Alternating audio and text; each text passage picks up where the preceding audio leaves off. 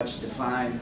There is a benefit from a physical standpoint, body weight, blood pressure, etc., but also the mental part, the health benefits related to physical activity that the science, I believe, is starting to define and come out with effects on anxiety, depression, mood, cognitive level, as well as self-esteem, etc. Distraction may be used as one too as well. I myself, it probably took several years to recognize the effect of doing it myself. You get into a pattern, a routine, which we'll talk about later. But I noticed that I was a little bit sharper. Like I work out, I'm fortunate to work out at lunch across the building there. And usually I get a chance, there's a little bit of solitude, or and you mentioned with the food, and I'm sure we'll talk about a little bit later, the mindfulness. You get a period of that as you're working out, and it clarifies my planning and organization skills sometimes for the afternoon. I'll write notes as I'm in between rest periods with my exercise. Predominantly I use the resistance as my exercise mode, and that's just my interest. Some people may like running, yoga, etc. But I do find myself a little bit clearer in between the exercise mode and even right after that, my thought process. And it helps probably decrease some of my stresses that I may have peaked out at that moment in time. So there's definitely a lot of benefit with it. And anyways, the physical activity part is a big plus of where we need to be moving. And I think definitely the benefits for mental health are noted. Part of the CDC report, and this is just some stats off of it, 26% of men meet recommendations, 19% of women meet the recommendations, and the recommendations again were both from a cardiovascular side and a 2-day-a-week strengthening perspective for that 5 to 7 day work week. 20% of adolescents met the recommendations. Just a cost issue, $117 billion estimated annually attributed to inactivity, and that's probably a key component for all of us. And who knows where the next 10 years goes, but insurance carriers, etc., profiling patients, I mean, there's a lot of stuff that we could go in a direction. We may not like it. Uninsured, the cost of insurance with comorbidities or pre-existing conditions, etc. Whole nother picture. 10% of premature mortality is related to those that are inactive.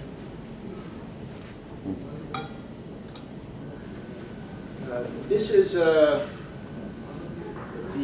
first survey that came out last year was based on a group that was created in 2008. The group was created in 2016, 17 committee members. Basically what they were tasked with was trying to revisit the 2008 guidelines and come out with their own guidelines based on current scientific evidence and literature. And again, these are some of the top indicators that I pulled off. Sleep better, moderate to vigorous physical activity was related to sleeping patterns, improved executive function, even with single bouts of activity or exercise, and cognitive function is again planning, organizing, those being the simple perspective ones that I think could be defined under that. Reduced risk of depression and depressive symptoms, reduces symptoms of anxiety, improved quality of life, perceived quality of life, and then improved physical function.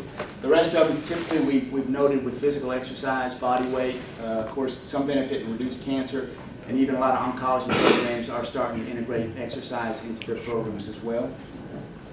And of course chronic illness and management of.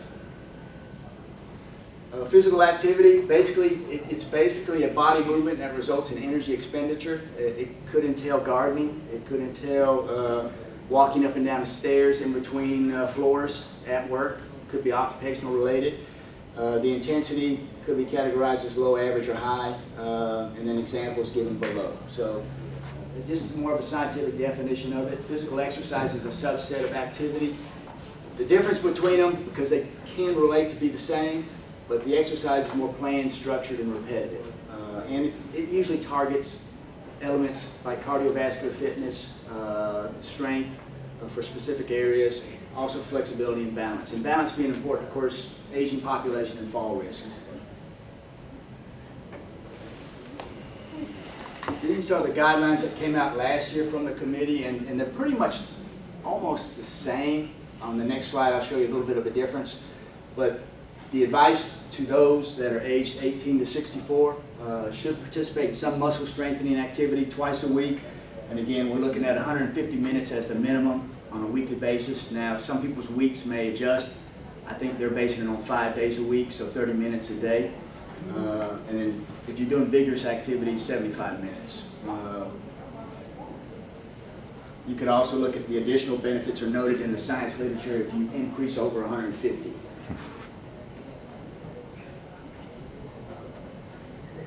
And again, one of the big differences between the 2018 and the 2008 guidelines was that previously they only counted 10-minute bouts of exercise. I mean, you could only accrue that, calculate that into your total work week or leisure week. Now any activity counts. So if you're doing 3 minutes, 5 minutes, if you were to tally those up as far as tasking, you would get credit for that, or you should credit yourself for that on a minute basis for that week. And single bout exercise activities definitely has been shown to reduce anxiety, blood pressure, and improve mood. Long-term benefits we've kind of already talked about with chronic illness, disease, and even some types of cancer. Exercise activity, basically movement with the objective to maintain or improve fitness, health, and wellness, requires a certain degree of intensity, dose dependent. Most of the literature would tell you, though there is probably a ceiling, less exercise and then you can overtrain and get yourself into trouble with too much exercise as well too. And that is a component of some mental illness issues as well too. I don't know if I'd recommend this to say I'm capturing the minutes playing darts and drinking a beer, but there may be some argument on that depending on the intensity factor of like how heavy is the dart and how far is he throwing it, etc. we could probably give him some credit. Strategies. The big issue here is how do you start? Most people have a challenge part starting the exercise, but even the bigger part is continuation, making it a routine or habit. Storyline for me was it last Christmas? My wife all of a sudden, and I've been trying to push getting on her about exercise and trying to be consistent. Well, she wanted a piece of equipment, probably cost close to $900. I was probably in a good mood at that point in time, went and bought it. She may have used it about 6 times probably over the last 12 months. Of course, I bring it up when I try and beat her up with it. But those are examples of difficulty. You know, we may say we're going to start something. And of course, here we are in January. Most people make New Year's resolutions. If you drive by the gyms or these fitness centers, they're packed now. And you'll see that volume in the car lot go down probably all the way through the first quarter. So it's the maintenance of it. It's not that you just get started, but can you continue it? Can you make it a part of your life? Lifestyle change, period. Most of the time I try and ask people, what do you hope to achieve? What's your problem? What's your purpose? And trying to get them to define that themselves. Not that they pulled a picture out of a People magazine or something and saw a body that they wanted, but more the substance of tangible objectives and goals, and trying to keep them grounded on what's reasonable. Activity of interest or exercise of interest is usually an easy thing if they seem to have a draw for something. Tennis. I took up tennis several years ago, been playing it about 10 years, and if you asked me 20 years ago, I wouldn't even have thought about it, but for some reason a friend got me into it.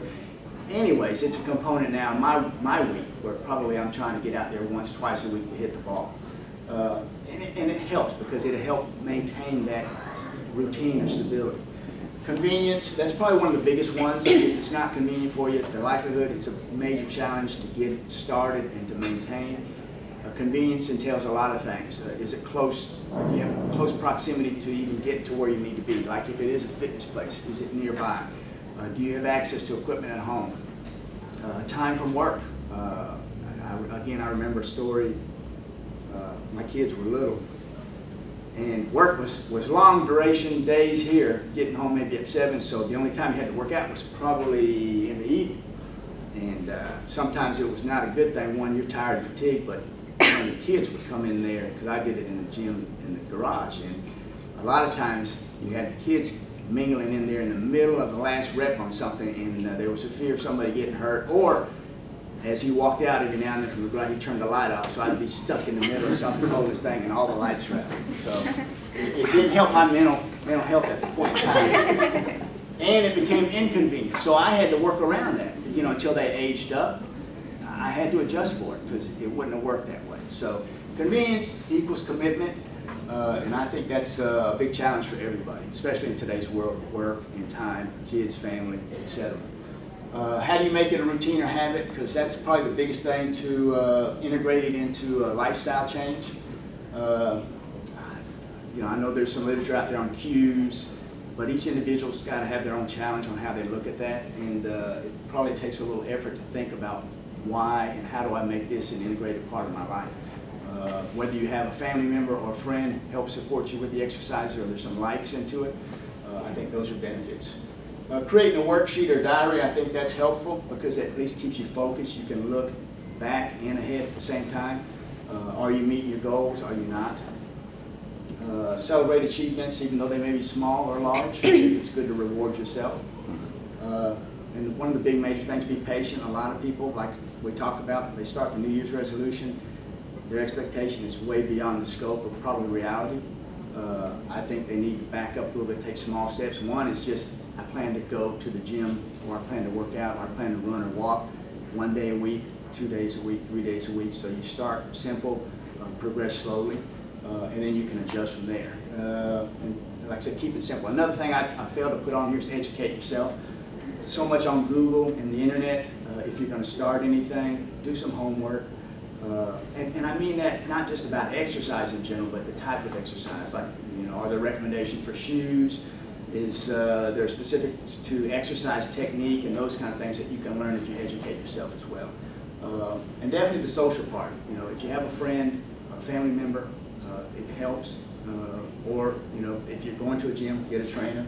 I think those are helpful parts too as well. All right, benefits, we know what they are. I'm not going to go through all this stuff. And I'll close on these points. Definitely physical activity, exercise.